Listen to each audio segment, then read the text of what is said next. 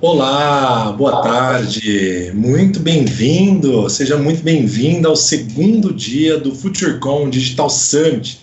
Este evento, que faz parte da curadoria do FutureCon, que está em sua 22ª edição. E esse ano será realizado de 27 a 29 de outubro no São Paulo Expo. Já anota na agenda. Reunindo sempre os principais líderes de tecnologia e gestão, não só do Brasil, mas da América Latina. O FutureCon Digital Summit, ele traz um pouco do conteúdo que você encontra no evento físico, só que agora em um formato digital.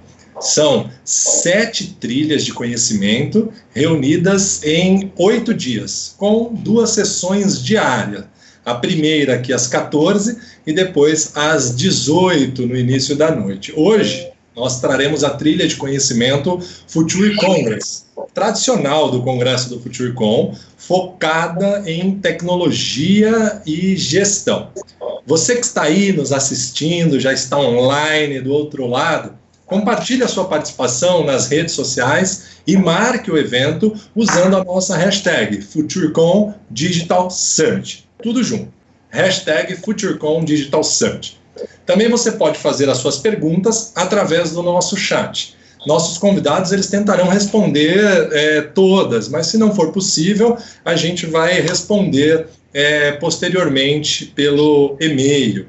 E abrindo a trilha, nós temos o embaixador da República da Coreia no Brasil, Chan-Hu Kim, que ele traz a experiência da República da Coreia no uso de tecnologias no combate à pandemia.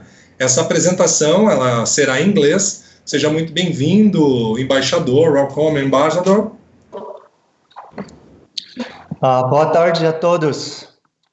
First of all, I would like to extend my appreciation to the FutureCon for giving me an opportunity to talk about Korea's COVID-19 policy.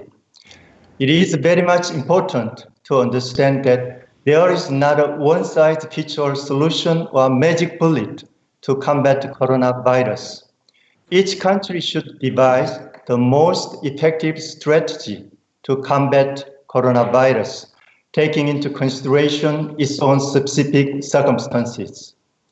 Korea's policy is one of the policies which is tailor-made to the Korean context, but could be benchmarked by other countries on several aspects. I hope today's presentation would be helpful in understanding Korea's COVID-19 policy. Let me begin by explaining the current situation of COVID-19 in Korea. Coronavirus in Korea is now under control. Since the first confirmed case in mid-January, we experienced the peak of the confirmed cases in end of February, and the decline to double digit in mid-March and single digit in mid-April. After almost 3 months, Korea could enter into a stable situation. This trend continued up to the end of May, but in the beginning of June, we witnessed a new but controllable increase. We are now trying to contain this situation so that it cannot develop into a second wave of massive occurrences. This demonstrates that the complete victory of the coronavirus is very much difficult to attain. Let's move on to the Korea's strategy against the coronavirus. The gist of Korea's COVID-19 policy is the 3T approach. That is, test, trace, treat. This approach has evolved while coping with other pandemics, such as severe acute respiratory syndrome, SARS, and Middle East respiratory syndrome, MERS. The major role was played by the Korea Centers for Disease Control and Prevention under the Ministry of Health. In the first T, test, Korea is one of the first movers in developing test kits for detecting coronavirus. They were highly acclaimed for their accuracy and exported to many countries, including Brazil. Test kits were the essential and basic weapon to combat coronavirus. In addition, we introduced many innovative test facilities, such as drive-through booths, as is found in McDonald's, and walk-through booths. The walk-through booths allowed doctors and nurses to conduct tests without contacting persons.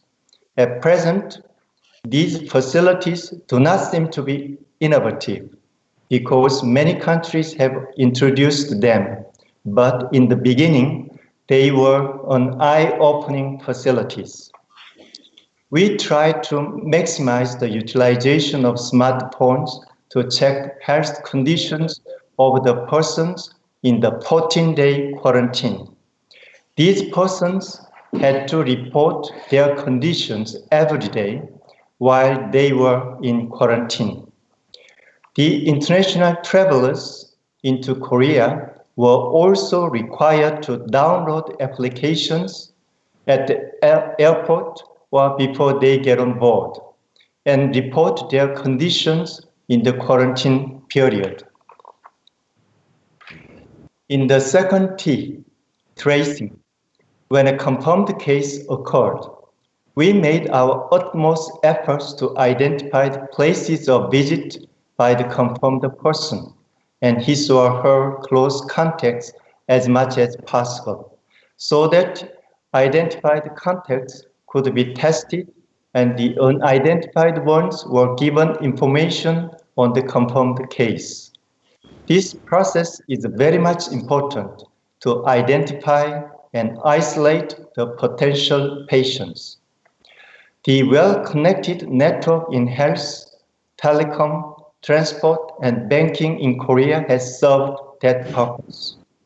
We have paid due regard to the issue of balancing the need for public health and individual privacy. We tried to provide necessary but minimum information for the health purpose on the confirmed case and his or her places of visit. Recently, we introduced QR code registration system for the visitors to the commercial places with high risk of contagion. Before the new system, we asked owners to keep the records of the visitors, for example, mobile phone numbers, to contact them in preparation for the occurrence of coronavirus cases. The new system is easy to keep the records, and the information will be deleted after 14 days. So this measure is only for health purpose. This requirement intends to allow normal commercial activities, but to tackle the situation on the occurrence of the coronavirus case. In the third T, treatment, Korea is not a big country compared to Brazil. Thus, it was easy to pool and maximize the use of available medical resources, such as hospital beds and intensive care units. Lots of doctors and nurses voluntarily went to the local epicenters of coronavirus, working with local medical personnel. The ultimate solution to the coronavirus is the development of treatment medicine and vaccine. Without them, the combat against the coronavirus with the possible subsequent waivers will be very long and tough. International community should join hands to accelerate the speed of development, if possible, any concrete outcome within this year. Recently, there was an online Global Vaccine Summit 2020 in London in order to support the Vaccine Alliance Gavi. This summit collected $8.8 billion US dollars, which is more than the original target, with the participation of more than 50 countries, international health-related organizations, and pharmaceutical companies, and so on. Korea also joined and made pledges to the great cause. Let me explain the 3 principles of Korea's COVID-19 policy. That is transparency, openness, democracy. On transparency, we considered it important that all the data of confirmed cases and deaths were published and transmitted to the WHO. Without correct data, we cannot move forward and win off the coronavirus. On openness, Korea's border via air has never been closed, but it has been open all the time with some requirements of international travelers, for example, self-quarantine. And the commercial activities also have been uninterrupted with the precautionary health measures. If confirmed case occurs, the commercial building was closed for the sanitation purpose for 1 day and thereafter was open. On democracy, the policy was implemented with the full participation of the people, showing their solidarity by keeping personal hygiene requirements and the devotion of nurses and doctors at the front line. As the situation of the coronavirus was serious, Korea heightened its social distancing level over time.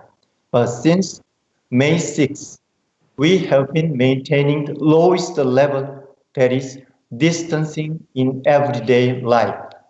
The criteria for reconsidering the social distancing level is 50 confirmed cases per day and the impossibility of contact tracing at the rate of 5%. The most difficult part was the timing of the school opening. There is a legal requirements for days of class, but the situation of coronavirus should also be taken into consideration. We gradually opened the school, and now all schools from elementary, middle to high school are open.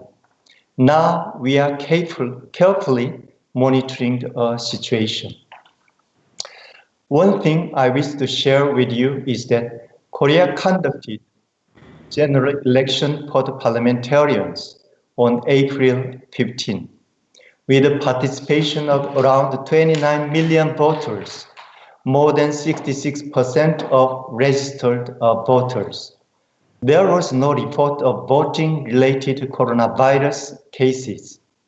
This achievement could be attributed to allowing pre-voting on 10 and 11 April in order not to have the voters on one single day, and to hygiene measures such as temperature checking, mask wearing, distance keeping, and so on. Finally, I would like to emphasize the importance of the international cooperation on combating COVID-19. The coronavirus caused the countries to close the border and remain isolated, but ironically, it prompted the international cooperation, especially in the areas of the new protocol for essential travelers and the development of treatment medicine and vaccine. This year, almost all countries across the world will experience negative economic growth. In order for us to rebound next year, we should think about how to allow the flow of essential travelers, such as government officials, medical experts, businessmen, and urgent family visitors. We need to develop a new protocol for this kind of international movement. Humans are social beings. I hope we could return to the normal as early as possible. Let's overcome this crisis with global cooperation through joining our hands together. Thank you for your attention.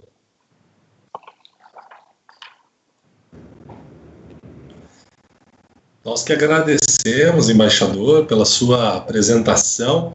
E agora chamamos Hermano Pinto, diretor do FutureCon, para entrevistar o embaixador Chan-Hu Kim. Boa tarde a todos, boa tarde, senhor embaixador.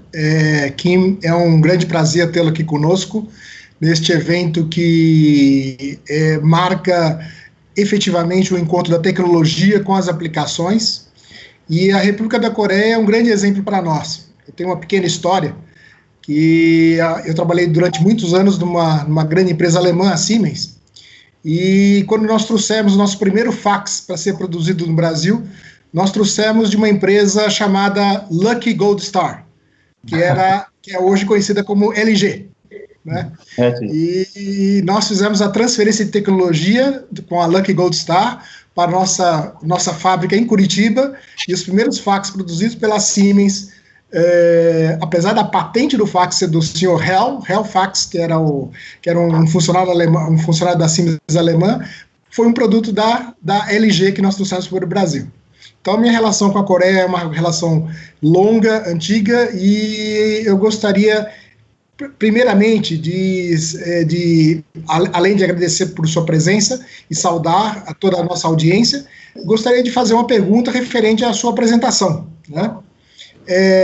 Com o uso massivo no cruzamento de dados dos cidadãos, que esta pandemia nos demonstrou, como fica a questão da liberdade por meio de vigilância intrusiva? O que você poderia ajudar a nos comentar quanto a isso? É muito importante estabelecer um equilíbrio entre a necessidade das medidas de prevenção contra a Covid-19 e a privacidade individual das pessoas. A Coreia, seguindo a Lei de Proteção de Dados Pessoais, esforçou-se ao máximo para proteger a privacidade individual, limitando, no que for possível, as informações necessárias para combater o Covid-19. Ainda assim, a situação dessa pandemia não é uma situação uniforme, o que faz com que se mantenha muita atenção para tomar a decisão mais equilibrada em cada caso. Uma outra questão que aparece também, dada essa experiência grande no combate à pandemia, quais lessons learned, como é que a Coreia podia ajudar o Brasil no nosso processo de combate à pandemia? Por favor. Antes de mais, gostaria de enfatizar a importância do papel central da coordenação. A Coreia, quando precisou enfrentar surtos do SARS e MERS no passado, instalou o Centro para Controle e Prevenção de Doenças sob o Ministério da Saúde. Com o surgimento do Covid-19, a ideia é fortalecer ainda mais essa instituição. Além disso, penso que é importante um alto nível de isolamento social por um curto período de tempo. O isolamento social por um período longo demais aumenta a fadiga da população e diminui a eficiência dessa medida. Portanto, é importante conseguirmos uma participação voluntária da população para as medidas de prevenção. Também é muito importante respeitar as medidas individuais de proteção, como o uso de máscaras, higienização das mãos e o autodistanciamento social. Acompanhei as campanhas publicitárias sobre isso na TV e no jornal e acho que elas devem continuar mais fortes. Perfeito, obrigado. E para finalizar, claro que nós temos uma questão muito importante para nós brasileiros, porque nós vemos hoje, em termos do 5G, a Coreia com uma posição de muito destaque, tanto através das suas operadoras, como a SKT, como a Korean Telecom. O ano passado nós assistimos aqui, inclusive, junto à Associação de Comércio, uma apresentação da KT e também da LGU Plus, aplicações já das redes 5G. E a pergunta que não quer calar para a gente é a presença das empresas coreanas na América Latina. Sabemos que a Samsung, a LG, têm realmente produtos para trazer para a tecnologia 5G. Como é que o senhor poderia nos antecipar alguma previsão de investimentos em empresas coreanas na América Latina para abrir os caminhos do 5G? Agradeço os elogios pela liderança coreana na tecnologia 5G. Trata-se de uma tecnologia que é base central para o desenvolvimento de todos os setores. Por isso, espero que todos os países implementem o quanto antes essa tecnologia. Se for dada a oportunidade, certamente as empresas coreanas investirão ainda mais na América Latina, incluindo o Brasil. E a Embaixada da Coreia fará o seu melhor esforço para que essa possibilidade se torne realidade. Obrigado. Muito obrigado, embaixador. É alvissareiro ouvir da possibilidade que nós teremos de contar com a tecnologia e a capacidade do povo coreano para nos auxiliar nesse desafio do 5G. Muito obrigado. Embaixador, agradeço pela sua participação, pelos seus insights aqui para nós, e nos colocando à disposição, tanto no FutureCom como na Informa Markets, para quaisquer coisas que possamos auxiliar e cooperar com a República da Coreia. Muito obrigado e boa tarde. E eu devolvo a palavra para Luciano, por favor. Obrigado, tchau. Obrigado, irmão. Muito obrigado. Obrigado, embaixador Chan Kim. Você que está nos assistindo, compartilhe a sua participação nas redes sociais e não esqueça de marcar a nossa hashtag FutureCom Digital Summit. O chat ele continua aberto para as questões, lembrando que, obviamente, as que não forem respondidas aqui ao vivo ou posteriormente às apresentações, elas serão respondidas por e-mail. Então, não deixe de mandar a sua pergunta e participar conosco nessa interação.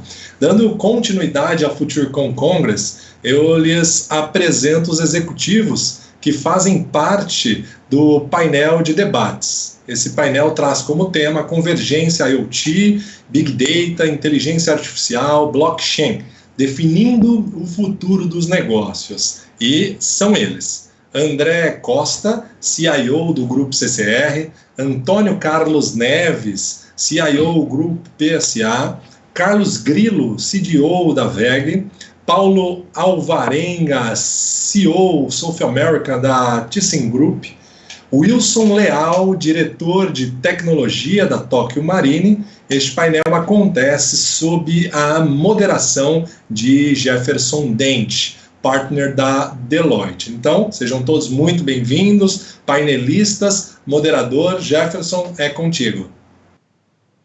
Boa tarde a todos, obrigado pelo convite, pela organização do evento.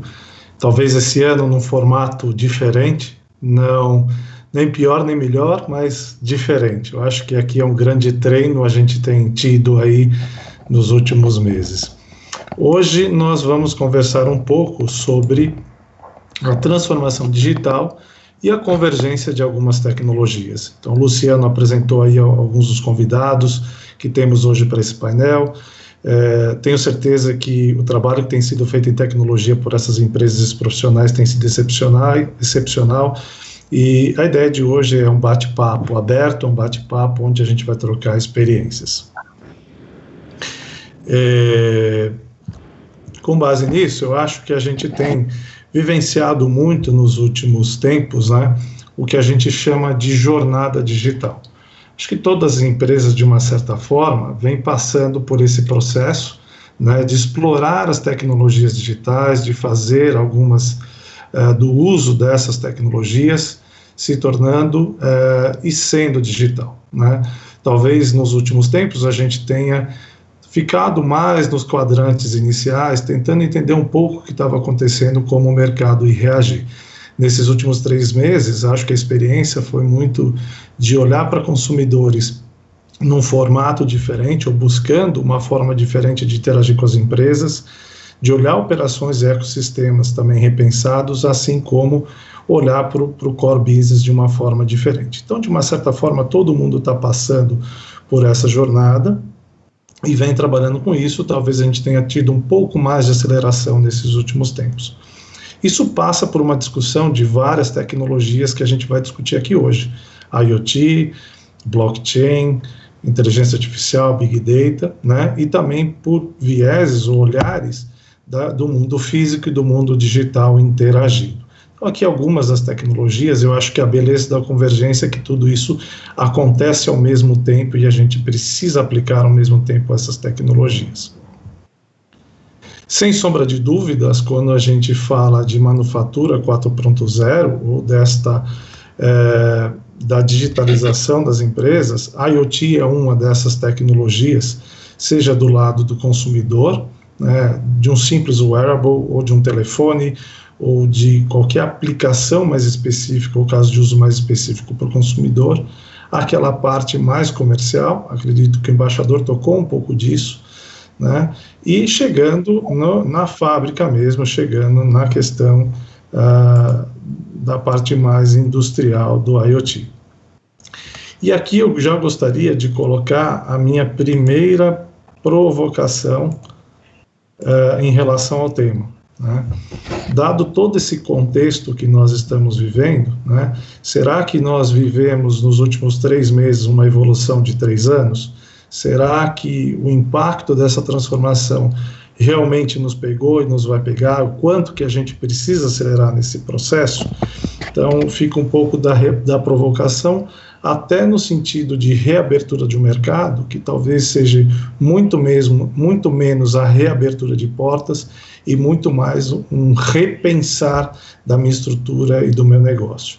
Então, nessa linha, eu queria aquecer um pouco aqui o nosso painel, fazendo uma rodada, de entender com os executivos aqui presentes, como que eles têm aplicado essas tecnologias, né, começando um pouco aqui por 4.0, e aí a primeira parte da pergunta é como foi até esse início do novo contexto, né, o que vinha tendo sido feito até esse início, e o quanto o novo contexto tem acelerado essa questão. Então, pediria aí, de repente, para a gente abrir com o Paulo, o painel, e depois a gente faz uma rodada com os demais sobre o mesmo tema. Paulo, se você puder comentar um pouquinho a experiência da Thyssen, seria muito bom para nós.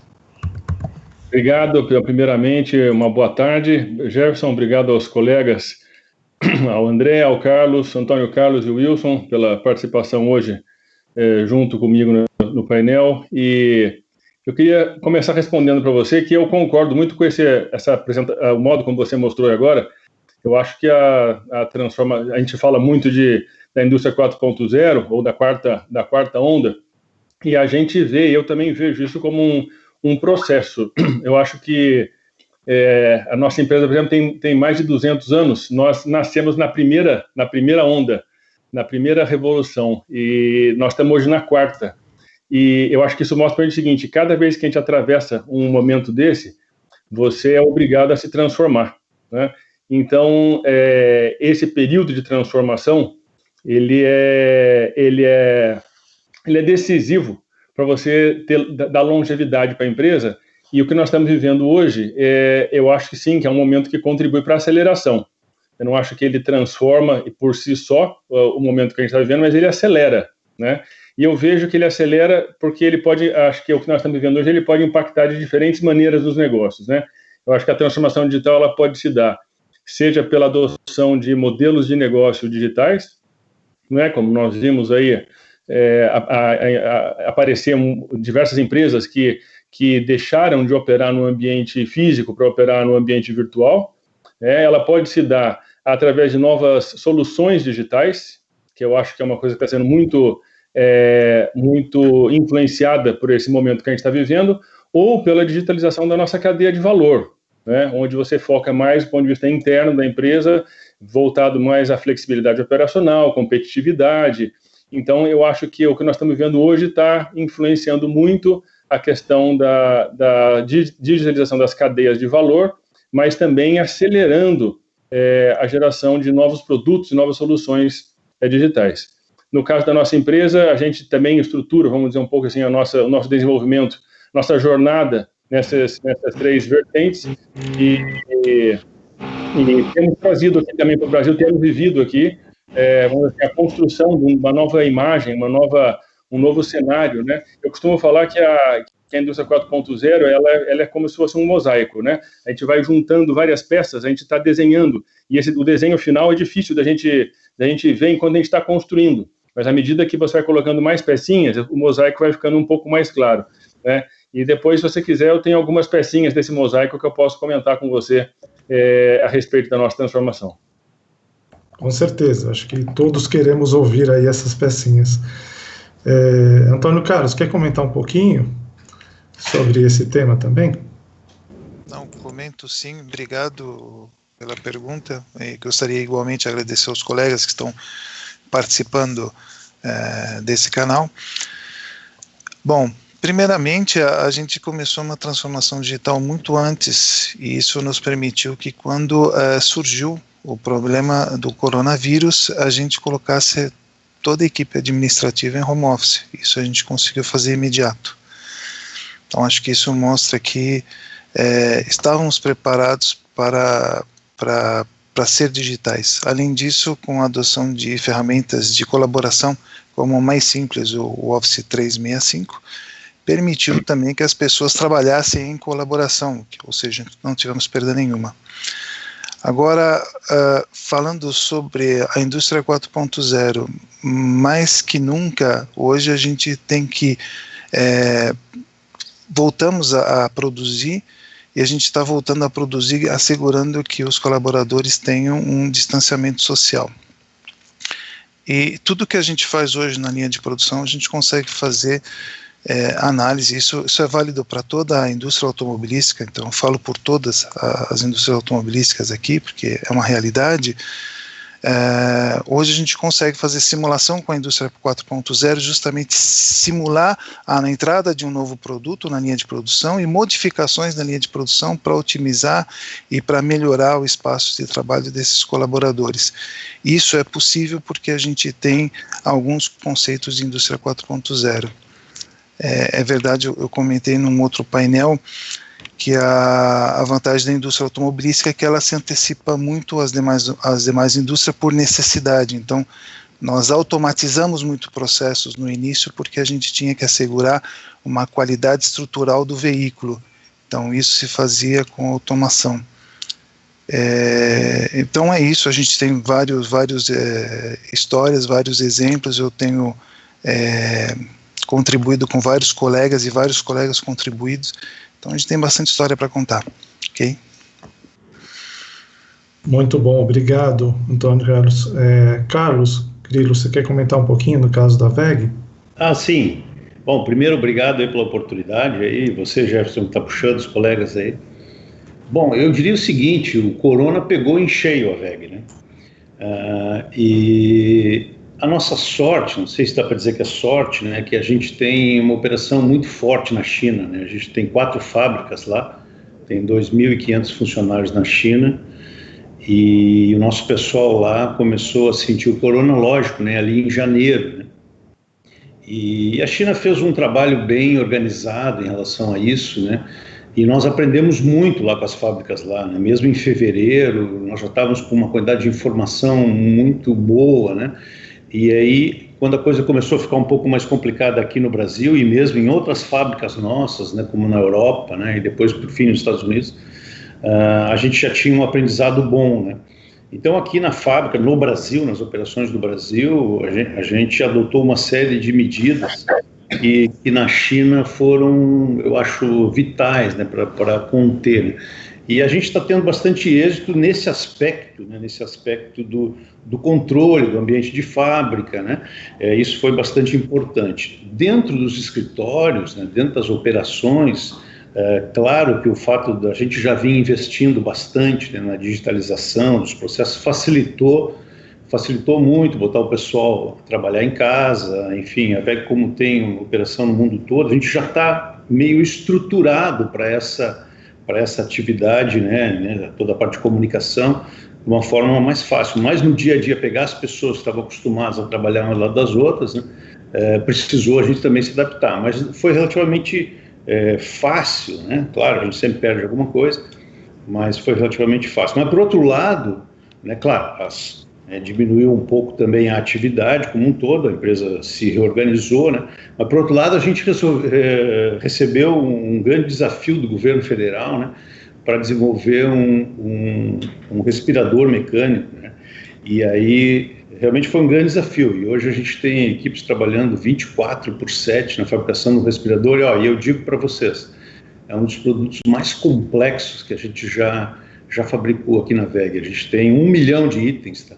Mas esse seguramente é o mais complexo de todos, né? É um equipamento de UTI que leva em conta a setagem, assim, do peso da pessoa, do sexo, etnia, tem um monte de aspectos, né? Que realmente foi um desafio muito, muito complexo. Aí eu diria o seguinte, que todo esse mecanismo que a gente acabou construindo na empresa, né, o olhar para dentro, né, de sistemas de MES, de sistemas de controle de produção e de sensoriamento de máquinas e de fábricas como um todo, e mesmo a digitalização nos escritórios e tal, isso facilitou bastante amenizar o impacto do coronavírus nas atividades. E foi um belo aprendizado para aquilo, né, do muro para dentro, né, um belo aprendizado também para os produtos que a gente comercializa, enfim, e que entrega para o mercado, né, baseado em indústria 4.0, conectividade, que a gente fornece para os nossos clientes. Foi um belo aprendizado. Ótimo. Queria passar para o André agora, se ele puder comentar um pouquinho sobre o caso da CCR. Boa tarde, Jefferson. Boa tarde a todos os colegas, Paulo, Wilson, Antônio. Obrigado pela oportunidade aqui. Falando um pouquinho de CCR, quando a gente olha para a CCR, por si só, ela é uma prestadora de serviço público por meio dos contratos de concessões que ela tem, mas ela tem um ativo que é basicamente rodovias, transporte público, aeroportos, ativos que, quando você pensa em transformação digital, na digitalização desses processos, num primeiro momento você vê que os nossos usuários precisam passar pelos nossos ativos, né, consumir, né, uma rodovia, utilizar um transporte público, utilizar um aeroporto, mas é um negócio altamente demandante desses novos processos, desse processo de transformação. A gente já vem, e aí o Paulo colocou, né, a imagem do mosaico, eu vejo aqui mais como, a gente vê mais como a imagem de uma jornada, né? Essa jornada ela começou lá nos idos de 2014, 2015, quando a tecnologia ela também começou a evoluir mais fortemente nessa questão de sensoriamento e comunicação por meio de outros elementos de conectividade. Então, desde 2014, 2015, a gente vem trabalhando muito forte, primeiro em rodovias, a gente buscando aprimorar a qualidade do serviço, garantir o atendimento ágil ao nosso usuário, porque normalmente quando ele precisa de um atendimento é porque o veículo dele quebrou ou ele está passando alguma necessidade. Então, a gente detectar por meio das nossas câmeras, entender como está a fluidez do tráfego, tudo isso conectado nos nossos centros de controle para a gente aprimorar essa prestação de serviço, né? Então, essa transformação digital ela vem ocorrendo. A mesma coisa nos transportes públicos, né? E aí a gente fala muito desse momento que a gente está vivendo agora, quer dizer, os nossos serviços são essenciais, a gente precisa estar ali pronto para o suporte ao caminhoneiro, da mesma forma que a gente precisa também ter todas as informações necessárias para fazer a melhor gestão dos transportes públicos, do metrô, da Barcas, do VLT, dos aeroportos que nós administramos, para que a gente consiga, né, com que os profissionais de serviços essenciais, as mercadorias, né, os insumos médicos hospitalares cheguem adequadamente, os mantimentos cheguem no supermercado para as pessoas que estão em distanciamento social, e a utilização aí de toda essa parte de indústria 4.0, de IoT, de inteligência artificial, de Big Data, vem sendo fundamental. É lógico que toda essa parte de back-office também, né, todo esse trabalho, como foi colocado aqui pelo Wilson, de usar plataformas de colaboração, de buscar essa integração entre todos. Nós estamos com 2.500 pessoas em trabalho remoto, mas ao mesmo tempo, como colocado aí pelo Paulo e pelo Antônio Carlos, a gente também tem gente em campo trabalhando que precisa ser preservada, precisa ter todos os cuidados de distanciamento e proteção. Então a tecnologia vem também somando e coletando essas informações para que a gente faça a melhor gestão possível dessas informações. E olhando para o horizonte futuro aí, a gente vê que esse desafio ele se perpetua e, de fato, alavanca outras oportunidades de digitalização de processos, de digitalização de serviços, nos quais a gente agora vem estudando e trabalhando em conjunto com as áreas de negócio para encontrar as melhores formas de implementar. Ótimo, obrigado. E Wilson, fechando essa primeira rodada aqui contigo, depois a gente vai alternando para que todo mundo participe aí bem interativamente. Se você puder fazer seus comentários iniciais. Olá, gente. Boa tarde, obrigado aí pelo convite, prazer estar com os colegas aqui. Respondendo bem objetivo essa pergunta, para esse momento aí de Covid, a Tóquio também, como os outros colegas falaram, já está se preparando nessa parte digital faz alguns anos, né? Nada acontece do dia para a noite. E isso possibilitou que a gente conseguisse colocar toda a empresa em casa. A gente tem uma preocupação muito grande com nossos 3 Cs, né, que a gente fala na TOC, que é o colaborador, o cliente e o corretor.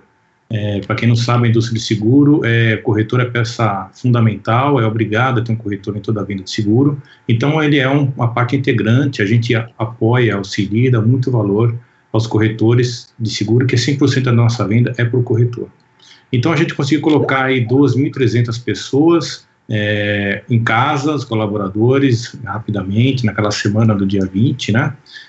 Todos eles trabalhando normalmente, como se estivesse no escritório. A gente também deu muita atenção aos nossos clientes, fazendo várias mudanças nos nossos sistemas para dar esse apoio financeiro para o cliente, deixando ele prorrogar parcelas, dando ferramentas para ele fazer vistoria em casa, de automóvel, de empresa e até de residencial. Ou seja, fizemos um arcabouço de soluções para que o cliente se sentisse protegido pela TOC, não precisasse cancelar seus seguros. Ao mesmo tempo, com os corretores e assessorias, né, nós também demos um apoio muito forte nessa parte também financeira. Ajudamos bastante esses corretores a se inserir no mundo digital. A gente já faz isso há algum tempo, né? A gente tem uma plataforma que chama de BrokerTech, que é para corretor ser inserido digitalmente, tem uma série de ferramentas para ajudá-lo. Então, assim, a gente está passando bem por essa fase a nível de empresa, né, tentando ajudar a todos que precisa. E entrando aqui no seu slide, que eu achei muito legal, essa parte de digitalização, transformação digital, eu acredito que nós, as empresas que são grandes, a gente já está no momento, pelo menos a TOC está, de ir para uma revolução digital, né? Já foi a transformação, agora a gente já está na revolução, onde a transformação era digitalizar o que nós tínhamos, né? Vender um seguro daquela maneira que a gente conhece. E a revolução é fazer um seguro totalmente diferente, ferramentas muito mais digitais, porque não adianta você só fazer uma venda digital e ter um back-office, um apoio todo analógico. O cara compra pelo aplicativo e tem que ligar no telefone para fazer um sinistro. Então a gente precisa fechar todos esses lados, todas essas pontas, né? Isso que eu chamo de revolução digital, todo o nosso processo tem que ser digital a partir de agora. Então é isso que nós estamos tentando atacar, né? Acho que as grandes empresas estão também nessa convergência de soluções de tecnologia para que essa revolução chegue rápido e chegue com calma e clareza para todo mundo. Obrigado.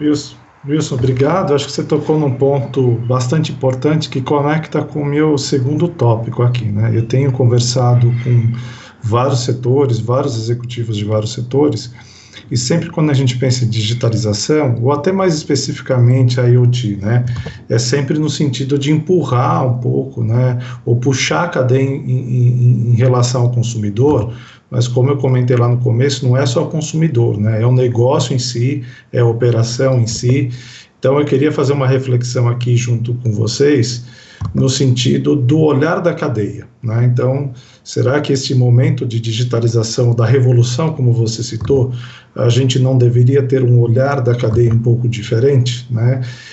A gente viveu aí momentos, a gente aqui é um grupo bem eclético, né, de empresas, mas se a gente vê toda a logística e toda a cadeia de fornecimento global, ela foi muito impactada nesse contexto. Então, testando um pouco a digitalização, como que a gente pode ser mais produtivo, olhar esse supply chain, olhar esse ecossistema como um todo, né, para que a gente gere maior competitividade das empresas e que ponha o Brasil nesse cenário mais competitivo, né? Então, até começa com você de volta, a gente inverte aqui a cadeia um pouco, mas depois escutar dos colegas também, né? Então, sair um pouco dessa visão só no cliente, então é o meu beacon, é o meu sensor, mas como que eu integro a cadeia como um todo? Então, a pergunta é bem complexa, cada um vai ter uma resposta diferente. Eu acho que assim, a indústria, vamos falar um pouco mais da minha indústria, a gente está indo para um momento diferente, que é o cliente, ele vai querer agora as coisas por demanda, né? Ele vai mudar um pouco a maneira de pensar a partir de agora. A gente já está pensando nisso há algum tempo, né? Como que a gente pode mudar realmente a parte de seguros para essa parte de demanda. Acho que agora pegou um pouco de força, e é o que você falou, não é só a seguradora que tem que se adequar, é o cliente, é o corretor, é tudo isso que tem que ser adequado. Então, são coisas importantes que a gente tem que colocar no mercado. Acho que todo mundo aqui vive, tanto pessoal quanto até quem tem empresa, de fazer seguros. É uma coisa meio complexa, é uma coisa que dói no bolso. Então a gente tem que mudar um pouco alguns conceitos, de ser um seguro tem que ser que nem uma conta de luz, tem que ser uma coisa mensal. Isso é uma coisa interessante, é uma mudança total aí, é sobre demanda talvez em alguns ramos. O cliente, né, a jornada do cliente, ela vai mandar agora no seguro, não mais a cabeça do segurez da gente dali, que tem que mandar realmente ao cliente, tem que abrir os olhos para isso. E tudo isso, as tecnologias que nós estamos falando aqui, como Big Data ou inteligência artificial, um pouco de IoT em seguros, porque a gente não tem produção, a gente tem planta de fábrica, mas alguma coisa a gente usa, tudo isso vai nos permitir enxergar o que o cliente quer a partir de agora. Acho que esse é o principal ganho, você falou da mudança na cadeia, né? É como que corretor, como que a seguradora, como que a fábrica que produz, ou a loja que vende os produtos de fábrica, como que isso vai mudar a partir de agora, com essa nova visão de mundo que nós estamos vivendo. 3 meses em casa, acho que a maioria daqui já está nos 90 dias em casa, realmente muda nossos hábitos de consumo, nossos hábitos de ver o mundo, né? A minha família já está diferente do que era 3 meses atrás. Então, assim, tudo isso tem que ser levado em consideração agora por nossas empresas. E essas tecnologias que nós vamos discutir hoje nos ajuda a ter um pouco dessa visão, ter um cheiro do que cada um dos nossos clientes vai precisar ser acariciado, né? Que nós precisamos dar para ele e para a nossa cadeia de distribuição, para que consiga ter um bom trabalho a partir de agora e que a gente consiga crescer cada vez mais. Excelente. Eu queria passar para o Antônio Carlos, que está em uma ponta diferente da cadeia, né? De repente aqui, obviamente que tem um contexto que às vezes não tem um cliente, a indústria é super impactada, mas pode existir os casos de ter o cliente e não ter a peça para montar, porque você tem uma cadeia. Então eu queria um pouco, aqui provocando um pouco da sua visão aqui também em relação a isso, Antônio Carlos. Obrigado. Na realidade, na outra ponta, quando a gente está falando de CCR, de rodovias, quando a gente está falando de seguros e quando a gente está falando de automóveis, nós já estamos começando a falar de um serviço que no futuro poderá estar conectado. Então, se a gente fala em produto, por exemplo, hoje os carros já estão saindo com muita tecnologia IoT. Hoje nós já temos os carros, já estão sendo comercializados no Brasil, carros que estacionam sozinhos. É a IoT, o carro que diz que a pressão do pneu está baixa, está alta, que você tem que... O carro que já te gera um alerta, ele dizendo, olha, tem um componente falhando, e na própria tela do painel já te avisa, vamos levar uma concessionária, pode marcar uma revisão, pode marcar uma visita, está aqui um agendamento, já abre a agenda da concessionária para você gastar menos tempo. No futuro nós vamos falar o quê? De conectar o carro ao serviço de seguro, porque nós podemos ter um seguro no tamanho do fornecedor cliente, como ele utiliza esse carro, qual é a utilização dele, aonde ele estaciona, qual é o modo de condução. Isso pode variar o preço do seguro. Se a gente quer falar em veículo conectado e autônomo, não podemos falar de rodovias inteligentes, então a CCR vai ter que preparar também uma rodovia inteligente, então tudo está ligado. Agora, falando um pouco sobre a cadeia de valores, o supply chain da indústria automobilística, ele é um supply chain fechado. Então, assim, basicamente as montadoras compram de todos os fornecedores e os fornecedores estão fornecendo de diversas maneiras. Então, a gente acaba seguindo alguns modelos e alguns exemplos que acabam sendo homogêneos nas montadoras. Mas hoje a gente já utiliza opções, por exemplo, de embalagem, de controlar a entrada e saída de embalagem, aonde está a embalagem, para que a gente possa não ter desperdício ou não tenha extravio de embalagens. Nós já adotamos, já temos soluções hoje que automatizam toda a entrada de peças dentro da linha de produção, para que ela chegue no exato momento que o carro necessita ser montado com aquela peça. Então, toda essa tecnologia hoje, ela já é uma realidade dentro da indústria automobilística e dentro dos fornecedores que estão se adaptando para serem o quanto ágeis quanto a montadora necessita. Então, sim, a IoT está presente e cada vez mais será presente e vai definir o futuro de como o produto veículo vai ser comercializado, como o produto seguro vai ser comercializado e como o produto rodovia vai ser comercializado. Okay. Excelente. Eu acho que aqui André Wilson e Antônio Carlos começou a tocar um pouco em como que a gente está olhando também principalmente para a mobilidade, né? Eu acho que todo o contexto que a gente está trazendo aqui, a Deloitte mesmo tem vários estudos nesse aspecto, e eu estava até relendo um pouco isso, e eu vejo muito a figura de mobilidade das pessoas, né? E quando a gente fala desta cadeia digital, ou desse novo modelo que a gente tem que olhar, talvez as coisas vão se movimentar mais, né? Tanto quanto as pessoas. A gente não sabe exatamente o que vai acontecer com toda a reabertura, mas eu tenho uma percepção que as coisas também vão se movimentar mais, e me parece que isso estava menos comentado, não que ele não fosse importante e não estava no radar das empresas, mas estava menos comentado em todos os estudos que a gente olha. Então eu queria que você falasse um pouco desse olhar da cadeia aí, né, já que a gente foi nesse viés um pouco mais de mobilidade, né, complementasse aí os comentários do Antônio Carlos e do Wilson. Legal. De fato, né, os pontos trazidos aí tanto pelo Carlos e pelo Wilson são de fato o futuro que está chegando, né? E aí, embora a gente comentou que não estava tanto no radar, a gente vê muitos projetos com meta aí para 2021 a 2023 de fato chegar num nível de carro autônomo mais avançado. A gente fala aí, são 5 níveis, né? Então a gente já fala de carros chegando no nível 4, no nível 5, em termos de fato serem autônomos. E nós aqui que olhamos rodovias e todos esses potenciais clientes ou novos potenciais clientes ou diferentes clientes que nós vamos ter dentro dessa rodovia no primeiro momento, faz todo sentido a gente pensar junto, de fato, como é que esses dispositivos vão se comunicar. E aí existem tecnologias, né, o V2X, aí o veículo para qualquer coisa, como é que nós vamos nos comunicar e antecipar informações, dar a melhor informação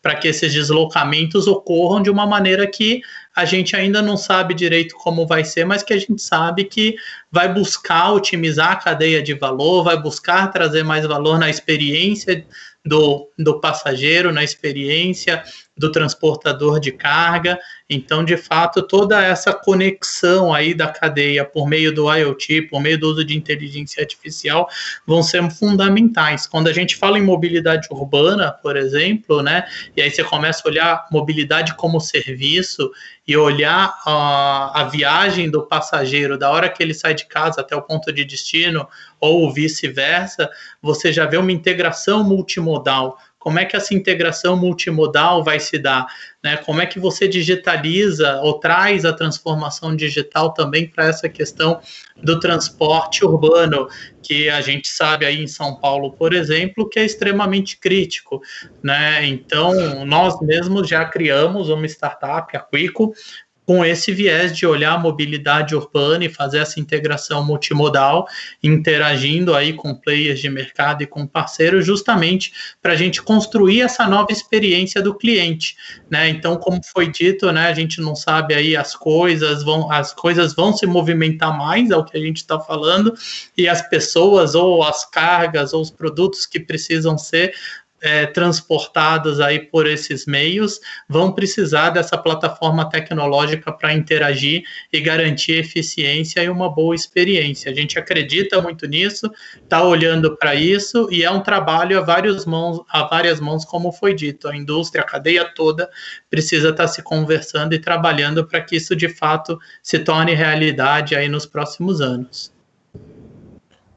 Obrigado. Queria passar para o Paulo agora, né, nessa visão de cadeia, e já colocando um pouquinho mais de provocação aqui, né, como que tem esse olhar da cadeia, e já acrescentando um pouco a questão de como que vocês veem também a questão de conectividade, né, 5G ou outras tecnologias que existem para conectividade, olhando para essa cadeia também. Bom, Jefferson, começando pela parte da cadeia de valor, eu gosto sempre de comentar, nós temos aqui na América do Sul 15 plantas industriais. A última planta que foi instalada foi em 2015, uma planta que nós construímos no sul de Minas Gerais, em Poços de Caldas. É uma planta que tem 80 funcionários apenas, mas ela tem capacidade para produzir 1 milhão de peças, né? E como é que isso é possível? É uma planta que ela faz componente automotivo, tá? Para motor de automóvel. Mas todas as etapas de produção, elas são feitas por uma linha de robôs. Todos os robôs estão interconectados ao longo de toda a cadeia de produção. E além de estar todos conectados, eles estão todos conectados a outras 10 fábricas similares que tem dessa no mundo inteiro. E elas, enquanto as fábricas, cada linha está operando, elas vão fazendo uma comparação real-time dos dados dos processos de cada uma das linhas. Então, cada linha que detecta alguma variação, seja ela como algum desvio ou como alguma melhoria, ela é compartilhada na nuvem e ela é implementada automaticamente nas demais fábricas do mundo inteiro. Então, olha que bacana. Se você tem algum desvio de parâmetro que pode ser corrigido, porque ele vai evitar algum tipo de refugo, ou vai aumentar, vai reduzir o tempo, o takt time do produto, você consegue implementar isso automaticamente. Ou se você tem alguma falha que é encontrado, você já é automaticamente compartilhado. Então você tem, ao mesmo tempo, né, fábricas trabalhando no mundo inteiro, conectadas na nuvem e fazendo uma autoaprendizagem de como otimizar as suas linhas. Então, você estava perguntando sobre competitividade, então acho que esse é um exemplo bacana de como é que a tecnologia pode ajudar a gente nesse sentido. E fazendo um gancho agora com os colegas a respeito da mobilidade, uma outra experiência, ou talvez mais do que uma, temos talvez 2 experiências que eu posso compartilhar rapidamente. Acho que a primeira questão da direção autônoma, já comentado pelo Antônio Carlos e pelo André também, acho que ela vai ser uma realidade para a gente muito breve, né? Para poder também desenvolver essa tecnologia. No nosso caso, nós desenvolvemos uma parceria junto com a IBM para poder utilizar inteligência artificial e o machine learning para poder aprimorar a tecnologia, né? Basicamente, o carro, o veículo, nesse caso, ele está sempre dotado aí dos seus sensores, radar, laser, GPS, seja lá o modo de capturar a informação, né? De maneira que ele possa simular, do ponto de vista digital, aquilo que o cérebro humano capta visualmente. Né? Então, e basicamente, o que a inteligência artificial faz? Porque você pode programar, de certa maneira, mas a beleza dele está a usar, a experiência, pelo menos nossa, no nosso caso, né? Utilizar a tecnologia, nesse caso, da nossa parceira IBM, o Watson, para poder transformar isso em aprendizado, ou seja, à medida que que a direção autônoma vai aprendendo a reação do carro, né, vai conseguindo otimizar as trajetórias, a tocada, a maneira como você dirige, para você ter uma experiência de direção diferente. Então, essa acho que é uma experiência muito mais próxima do que os colegas falaram, mas eu queria estender, falando, por exemplo, um outro tipo de exemplo, quando a gente olha agora do ponto de vista de prestação de serviços, né? Nós também criamos uma startup que a gente chama de Carvalu. Ela também usa o nosso conhecimento, saindo do nosso conhecimento industrial, de produção de componentes para o veículo, para poder tentar criar valor para um potencial cliente nosso. Aqui, no caso, visualizando operadores de frota, por exemplo, que vão utilizar os veículos das montadoras, que vão utilizar a infraestrutura dos prestadores de serviço, mas, por exemplo, como é que você pode capturar dados? O carro também ele vai estar munido, né, de um sisteminha muito simples, que é plug and play, na verdade. Você conecta os sensores e o sistema faz a sua autocalibração e começa a gravar todos os dados dinâmicos da direção do veículo, né? Então, o veículo consegue, esse sensoriamento consegue captar, pelo tipo de vibração que acontece no veículo, ele consegue capturar tudo aquilo que está acontecendo com ele. Seja você passar em cima de uma tartaruga, uma lombada de maneira muito rápida, ou você encostar um pouquinho o carro na zebra, e coisas que, quando você, às vezes, não são visuais, você não consegue visualizar ver nenhum tipo de dano, mas ela mostra um pouco se o carro está sendo cuidado, se o veículo está sendo bem cuidado ou não está sendo bem cuidado. Aceleração muito forte, frear muito forte, passar por buraco. Então, tudo isso fica gravado e você consegue oferecer, por exemplo, para um gestor de frota, a informação da vida do carro, ou, por exemplo, de uma própria locação. O veículo foi locado e você consegue ter uma fonte de informação para poder fazer gestão de claim, ou fazer... você tem exatamente a vida do veículo, aí se ele foi bem tratado, se ele não foi... se tem algum tipo de demanda que pode ser gerado para poder gerir o veículo. Então, dois exemplos aí no ramo da mobilidade.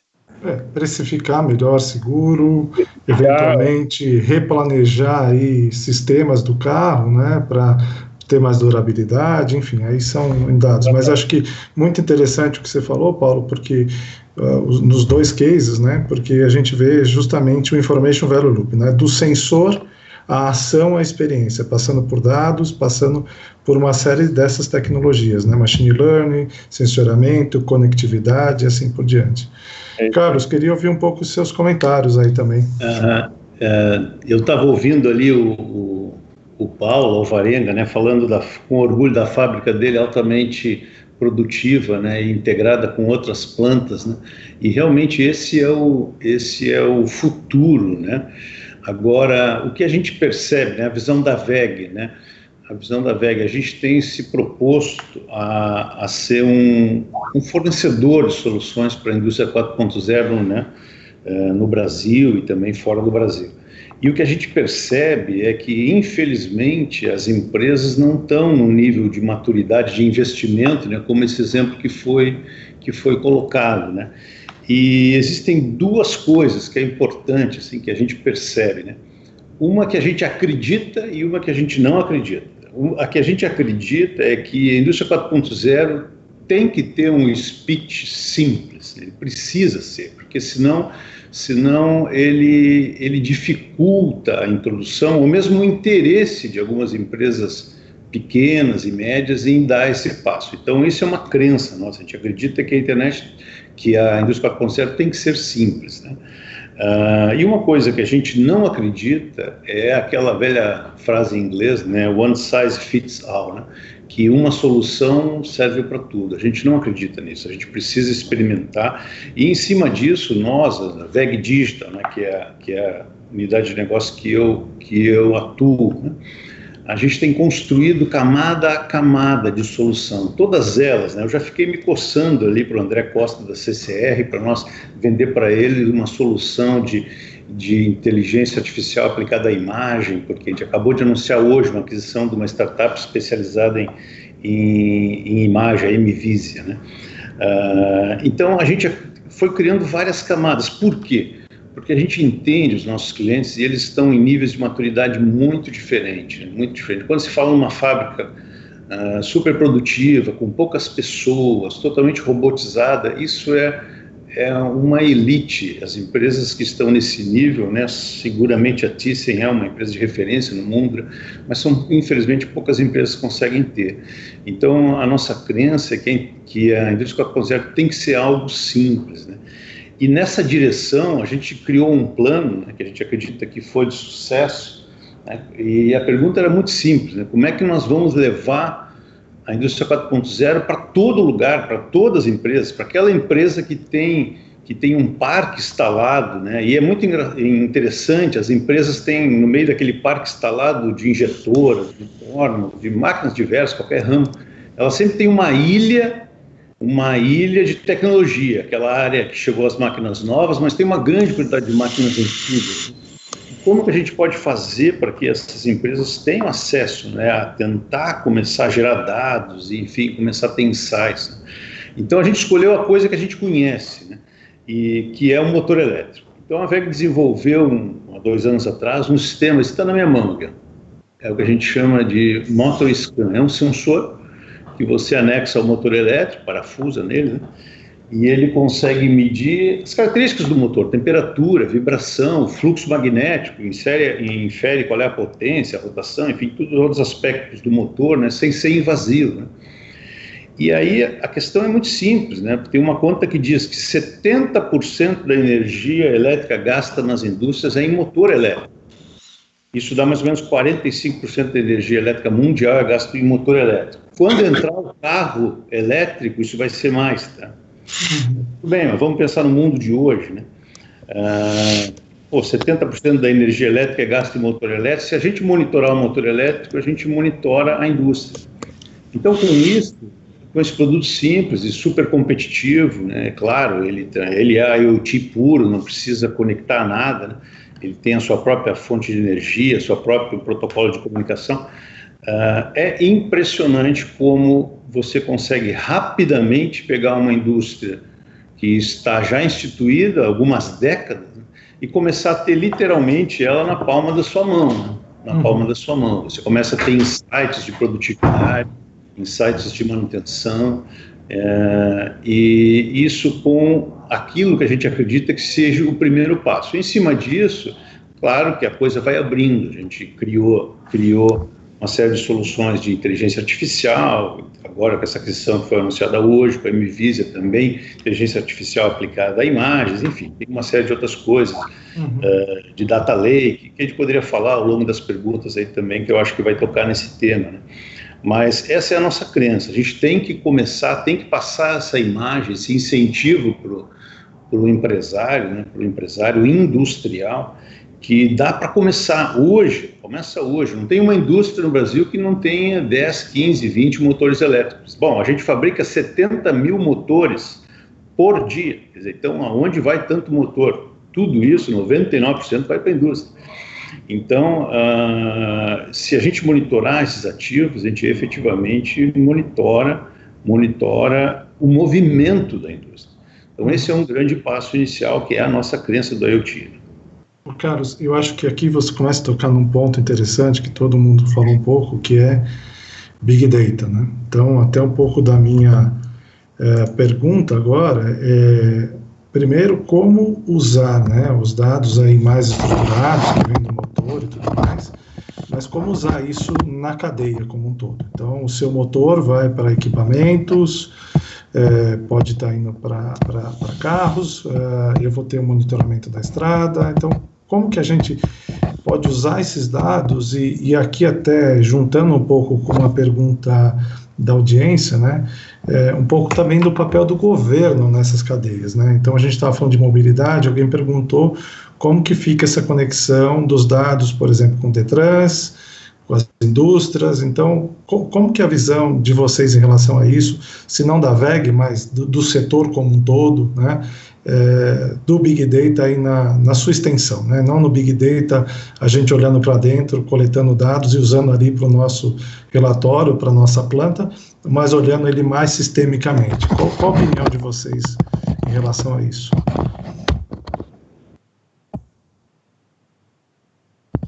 Pode ser você, Carlos, até na continuidade da sua resposta. Okay.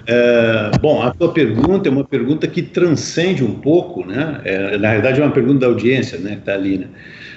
Transcende um pouco o nosso escopo de negócio, né? A WEG efetivamente é uma empresa de soluções industriais e a gente consegue com uma certa tranquilidade incentivar os nossos clientes a gerar dados, né? Gerar data lake, seja através da coleta de informações dos seus motores, seus inversores, transformadores, todos os equipamentos que ele tem, das suas máquinas, do MES efetivamente, que gera, avalia as informações de qualidade, de produtividade da sua planta, né?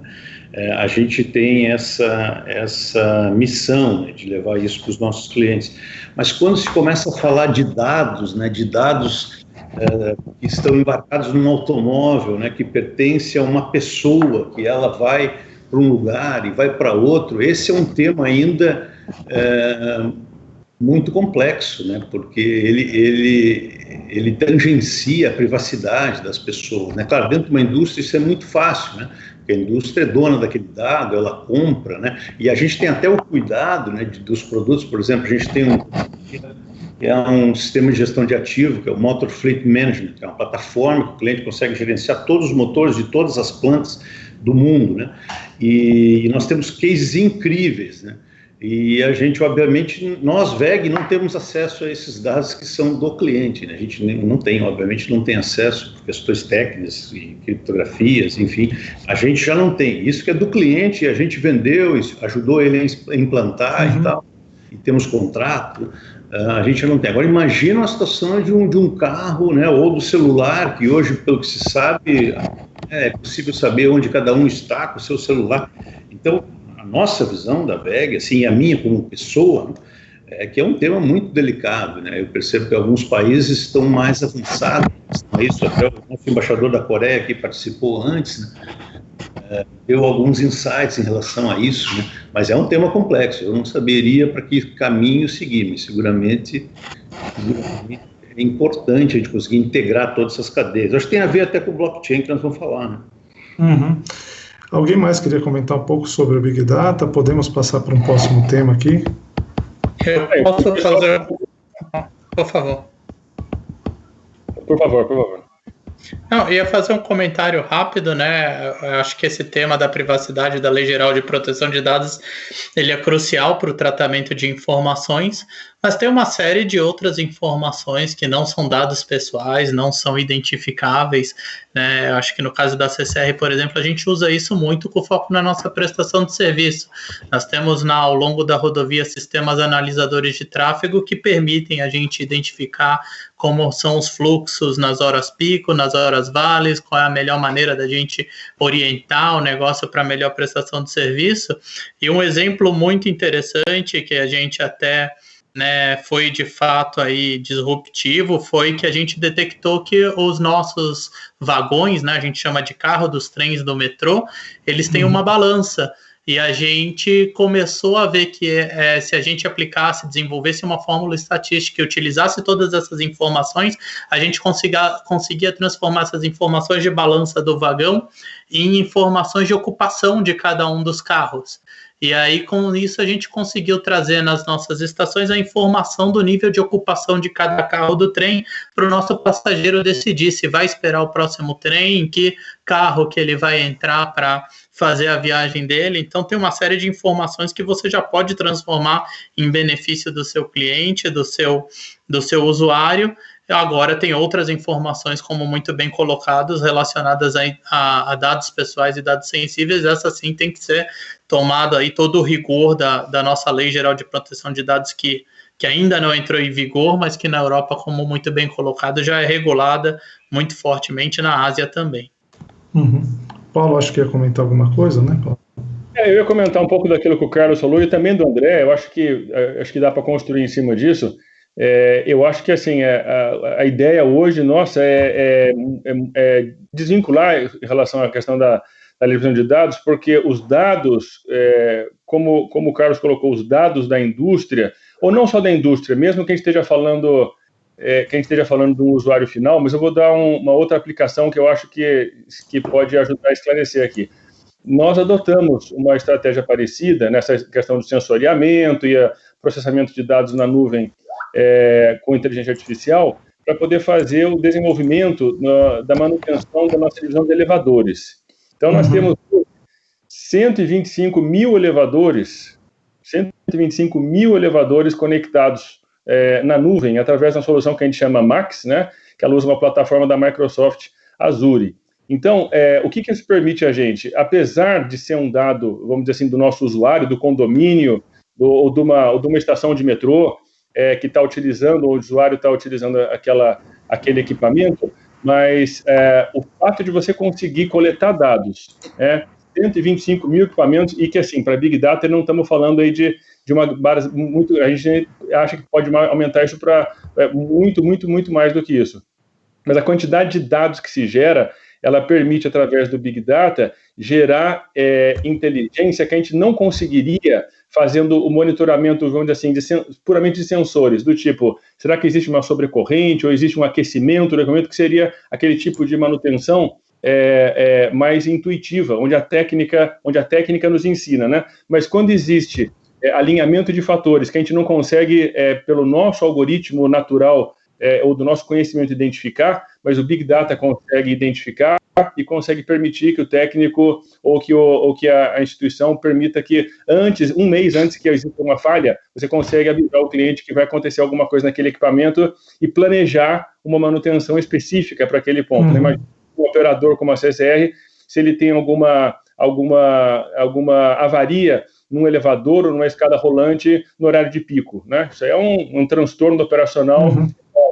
Então, eu acho que esse é um tipo de exemplo que a gente fala de coletar dados e de usar isso através do Big Data para poder gerar conhecimento onde antes não era possível. Wilson, acho que queria fazer um comentário, Wilson. Poderia deixar passar batido aqui um assunto tão importante como Big Data, isso, sem entrar em nada, né? Que para mim Big Data é a base de tudo aqui. Então, olhando assim, o que a gente pode fazer, né? Tem várias ações com anuência do segurado em dados sensíveis, ou até com dados que não são tão sensíveis assim. A gente pode usar os dados para, por exemplo, precificar melhor. Acho que alguém falou hoje no início da palestra, como é que eu posso fazer uma personalização do preço de seguro para cada um de vocês, cada um de nós, né, individualmente. Análise de fraudes, que é uma coisa muito importante lá na área de seguros.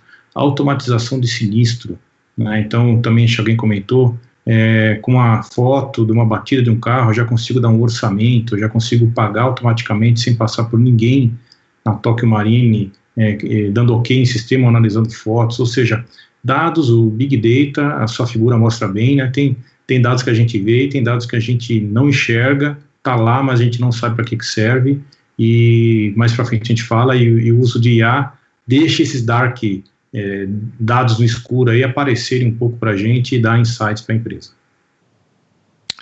Jefferson, se você me permite... Com certeza. Alguns anos atrás, houve uma iniciativa do governo de instalar nos veículos, já na sua fabricação, o rastreador GPS, para que com o objetivo de reduzir a quantidade de roubos de veículos. Esse projeto não foi para frente, porque esse projeto ele esqueceu que alguém que é o dono do veículo tem que autorizar que essa informação seja acessível. Então, o que acontece? Teve uma pergunta sobre como faz o link dessas informações junto ao governo, junto à Detran e órgãos de governo. A LGPD está aí, quase virando uma realidade, e é importante dizer que qualquer tipo de device, e hoje o carro vai passar a ser um device também, ele também vai gerar informação, ele sempre vai depender da autorização do seu proprietário, do seu usuário, de compartilhar esses dados. O que não impede hoje várias experiências que já estão sendo feitas com base no gerenciamento de frota, no fleet management, justamente porque aí nós temos um dono que autoriza que os dados sejam capturados e que a gente possa ver quais são os motoristas que estão conduzindo melhor, pior, rota, distanciamento de rota, enfim, tudo isso hoje no fleet management a gente já consegue contribuir e já são soluções disponíveis que por enquanto não estão no mercado público, justamente porque ainda não tem aí vamos dizer assim, uma padronização, uma legalização para que essas informações possam trafegar, ok? Só para deixar claro isso. Não, excelente. Acho que você tocou, Antônio Carlos, num ponto essencial, que é a colaboração da cadeia. Acho que esse é o ponto. E a colaboração da cadeia não são só entidades, não é só B2B, né? É B2B, B2C, de quem é o dono do dado, é toda Exato. A cadeia. Né? E eu acompanhei até um pouco antes disso o Cineave, lá atrás, que tinha um pouco desse propósito, talvez muito cedo para fazer tudo isso, né? Mas, de fato, então, eu acho que essa colaboração entre governo, usuário e empresas, eu acho que é fundamental para que a gente consiga andar com o ecossistema. Olha, tem muito assunto, a gente vai precisar acelerar um pouquinho, então eu vou direto aqui para o assunto de blockchain, né? E a gente tem visto aí em blockchain, né, talvez globalmente falando, uma aceleração talvez um pouco maior do que no Brasil, mas eu queria ouvir um pouco de vocês, né? Quais são os desafios, se vocês já aplicaram, como que vocês enxergam essa aplicação no Brasil. A blockchain é que depende do ecossistema estar bem azeitado, né? Não adianta eu fazer o blockchain só para mim, eu preciso combinar o jogo com quem eu estiver transacionando ali, usando a tecnologia. Então eu queria ouvir um pouco de vocês, aí um pouco se já usaram ou não, qual a percepção na indústria de vocês sobre o blockchain.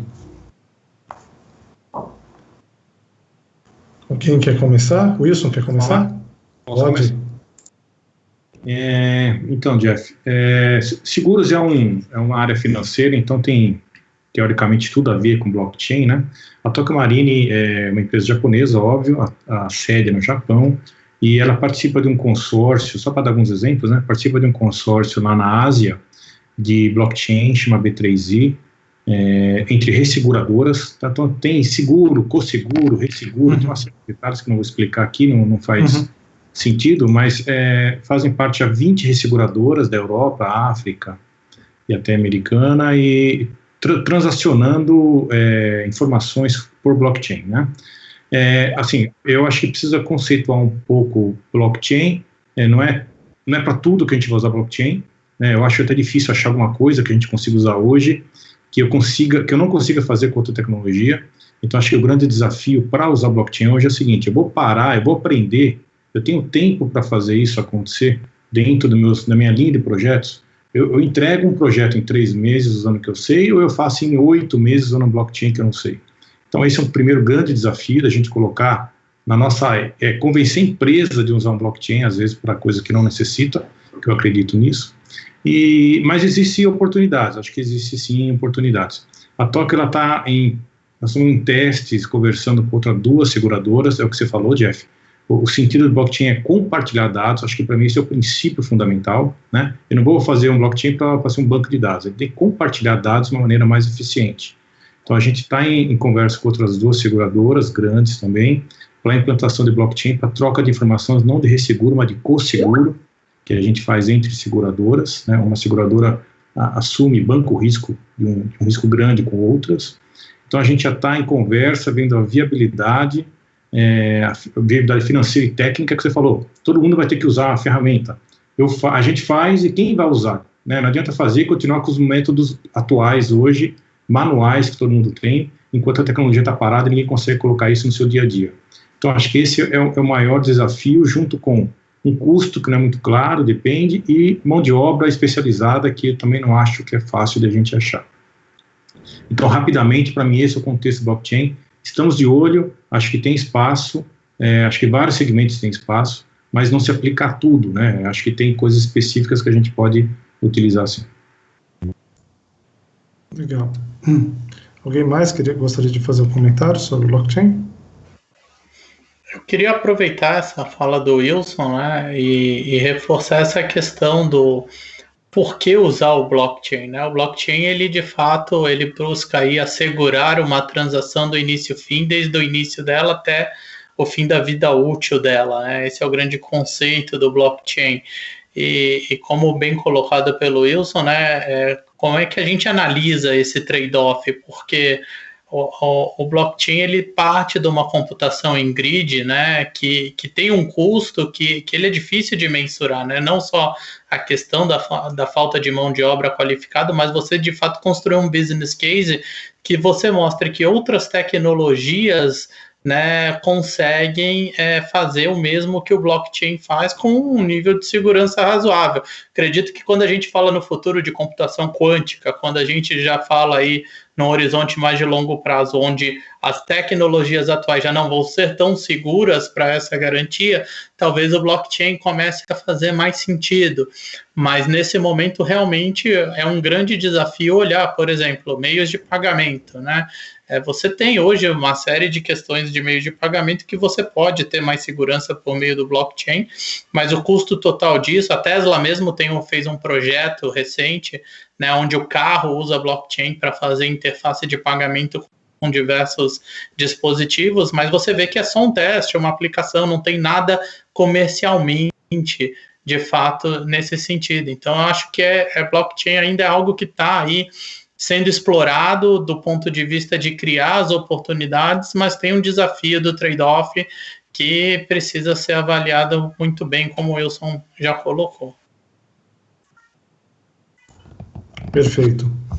E, na opinião de vocês, qual o principal desafio aí para integrar todas essas tecnologias? A gente falou de várias, né? E trabalhando em conjunto. Como que vocês veem os principais desafios?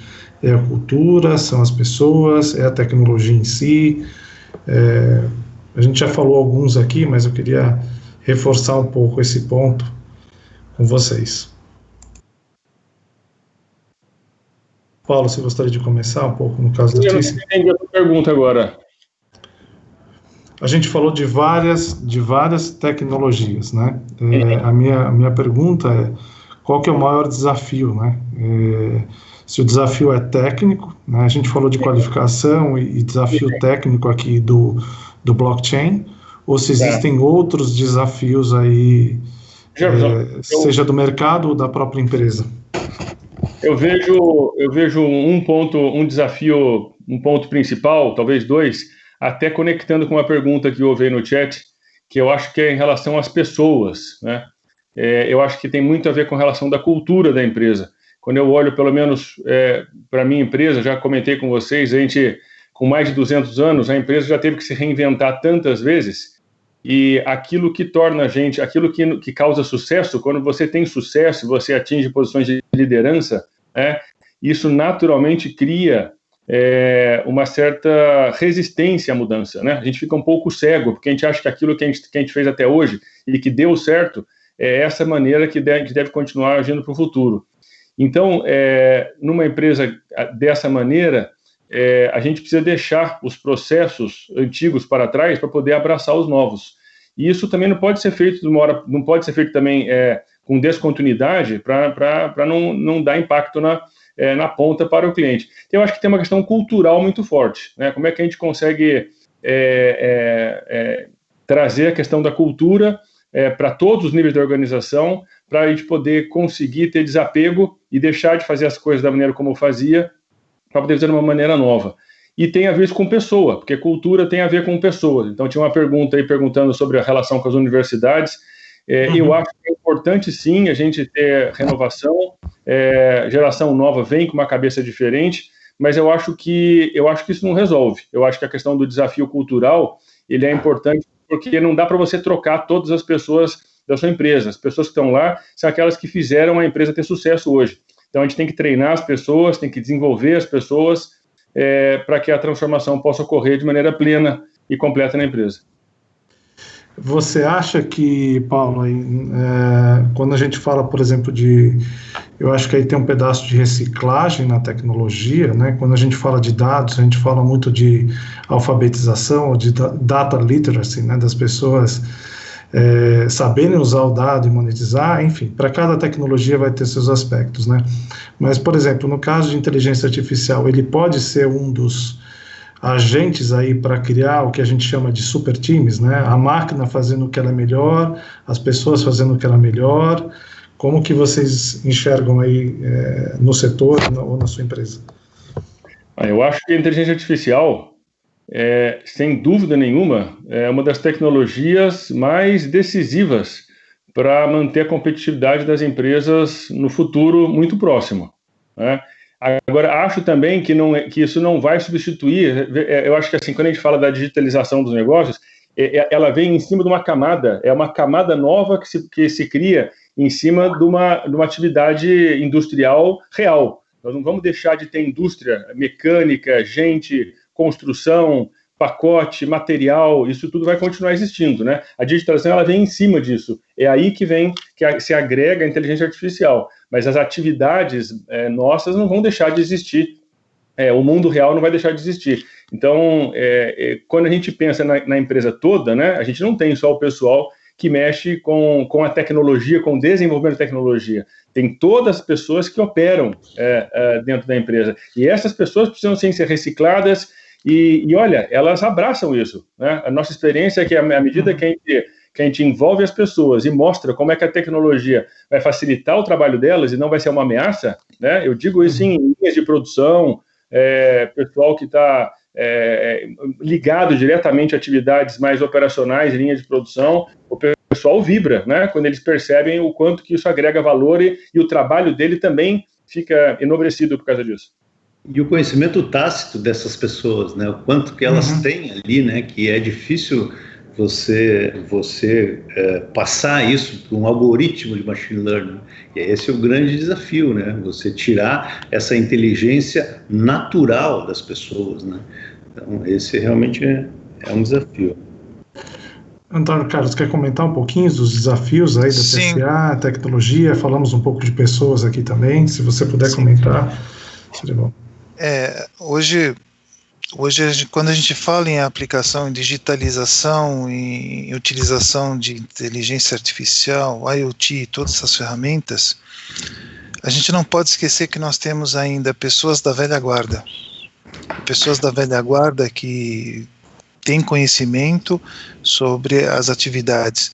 Temos, como já foi falado, um parque tecnológico ainda antigo, né, no Brasil, que esse parque tecnológico não vai ser mudado da noite para o dia, a gente vai continuar convivendo. Alguns equipamentos, apesar de ter uma obsolescência tecnológica, eles ainda são produtivos, eles ainda estão gerando produto.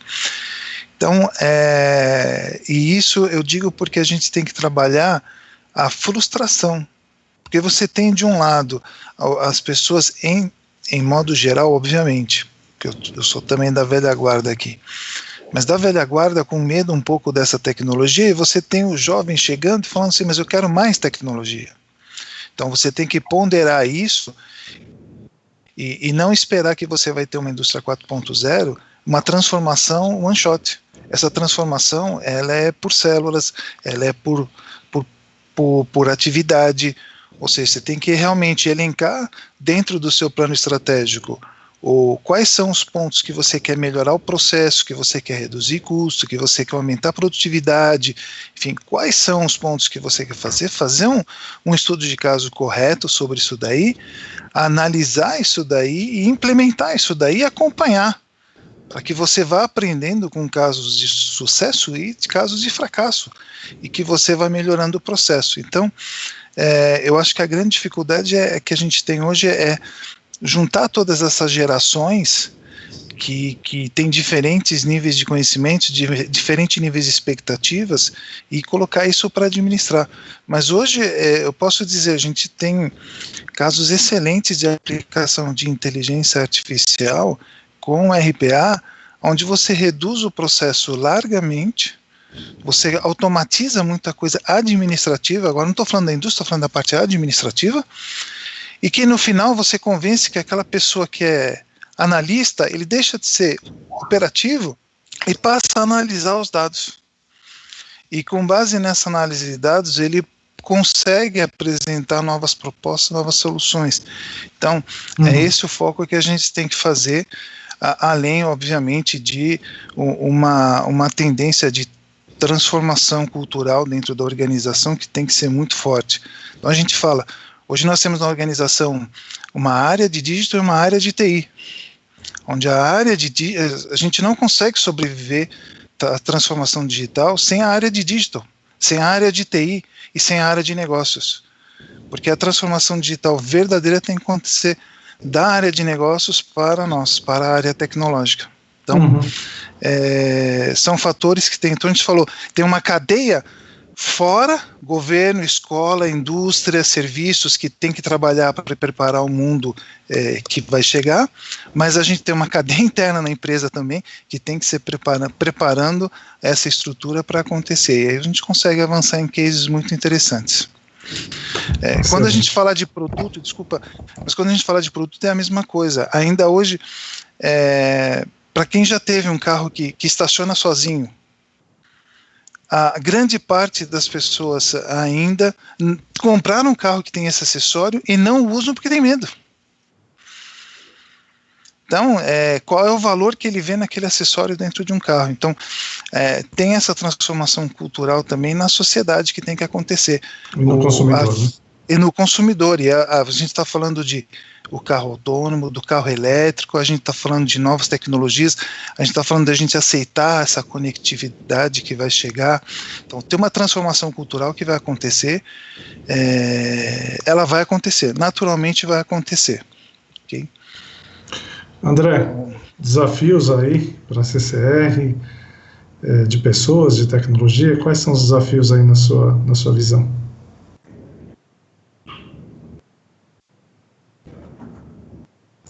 André, acho que você está desligado.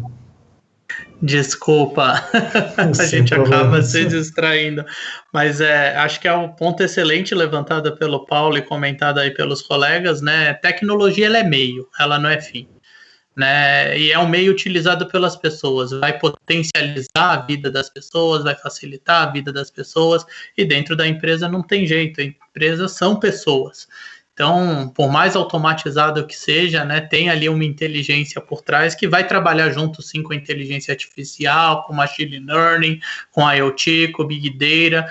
Acho que essas tecnologias já nasceram de alguma forma concatenadas e realmente voltadas para alavancar. Então, sim, capacitar as pessoas é o nosso maior desafio, né, porque de nada adianta botar uma tecnologia e as pessoas não engajarem, né, desenvolver novas competências técnicas, né, eu estava hoje até conversando numa reunião, de fato, assim, você vai precisar ter pessoas com maior domínio de tecnologia na área de negócio, e a área de tecnologia, ela passa a ser uma plataforma que vai alavancar, que vai facilitar, que vai empoderar o cliente e o usuário final, né? Essa questão da indústria automobilística eu acho muito interessante, porque antes você tinha até a chave do carro, hoje nem chave você tem mais, você aperta um botão e sai guiando, né? O câmbio é automático, não é mais manual.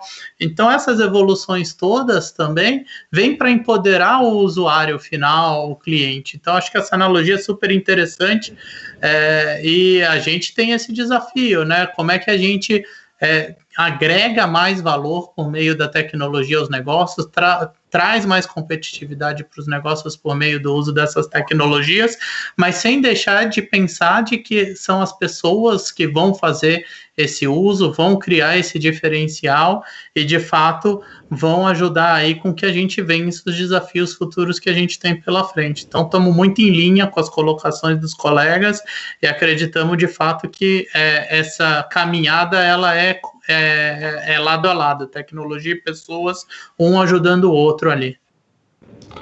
Excelente, ótimo.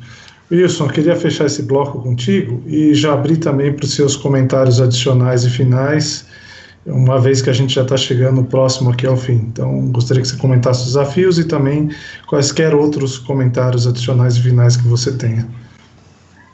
Olha, Jeff, basicamente eu repeti o que os colegas falaram, né?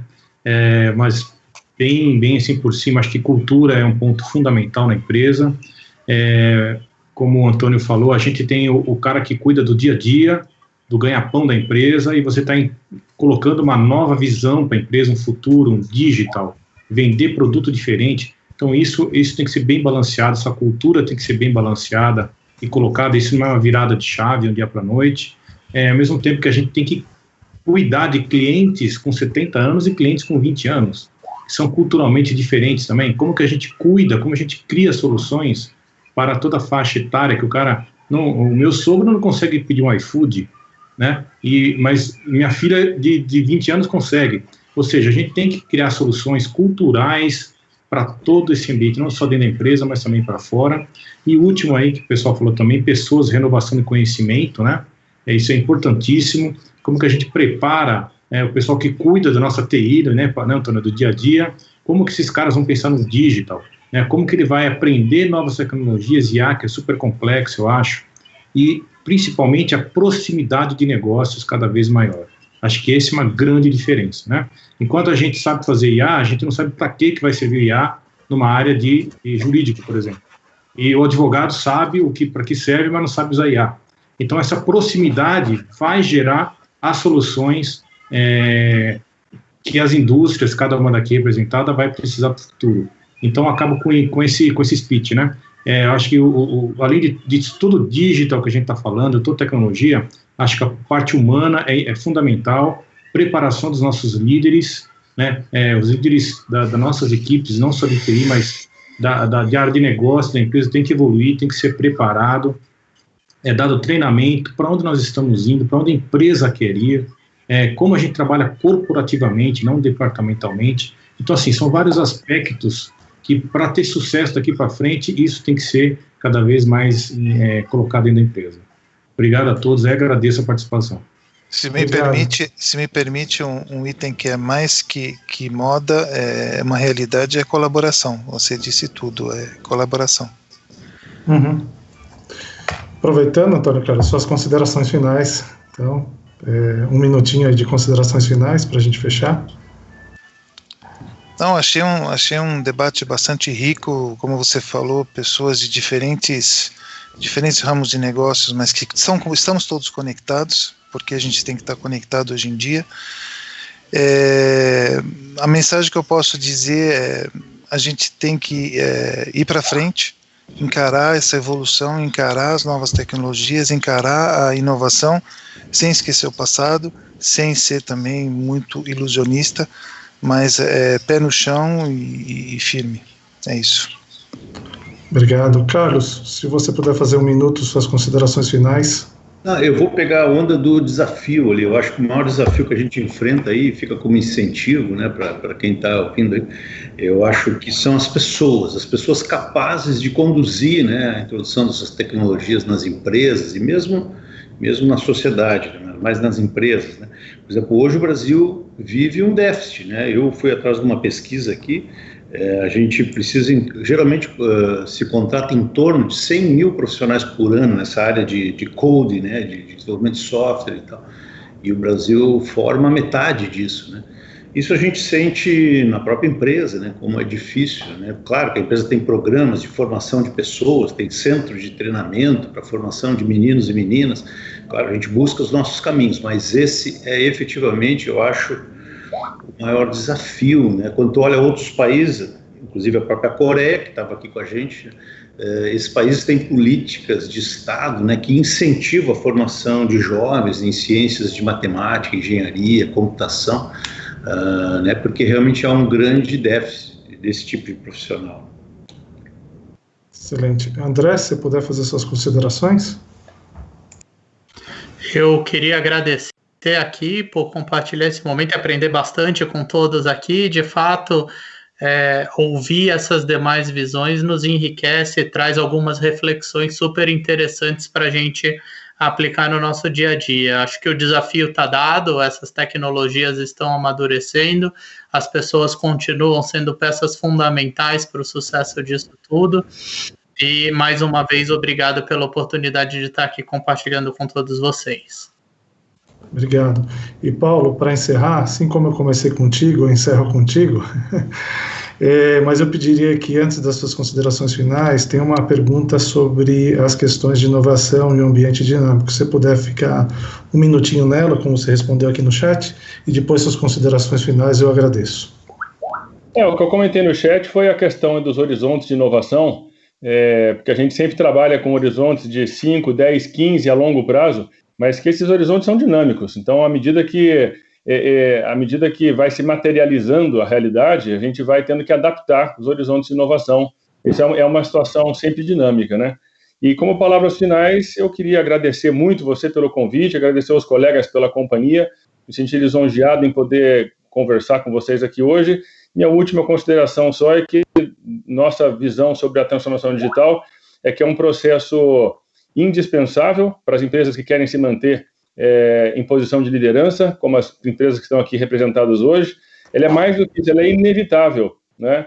Se você quiser continuar existindo no futuro. Nós, como eu falei, nós nascemos na primeira revolução, sobrevivemos à segunda e à terceira, e a nossa visão hoje é que nós temos que continuar nos transformando para que a gente possa sobreviver à quarta. Então, é isso aí. Muito obrigado pela oportunidade. Muito bom, agradeço a todos vocês, para mim foi um aprendizado, uma troca imensa. Eu acho que a gente tem muito a fazer pelas nossas empresas, pelo nosso Brasil. Parabéns aí a toda a organização do evento, que venham mais como esses e que a gente possa aí nos próximos discutir um pouco mais da evolução dos nossos projetos. Obrigado, uma boa tarde a todos. Muito bom, falou. Boa tarde. Nós que agradecemos, que painel incrível, muito obrigado a todos os convidados que estiveram conosco aqui debatendo temas incríveis, e a você que está nos prestigiando com sua audiência até agora. Nós voltaremos às 18 horas, pontualmente, trazendo o uso combinado de IoT e inteligência artificial nos negócios. Imperdível, nos encontramos aqui às 18 horas pontualmente.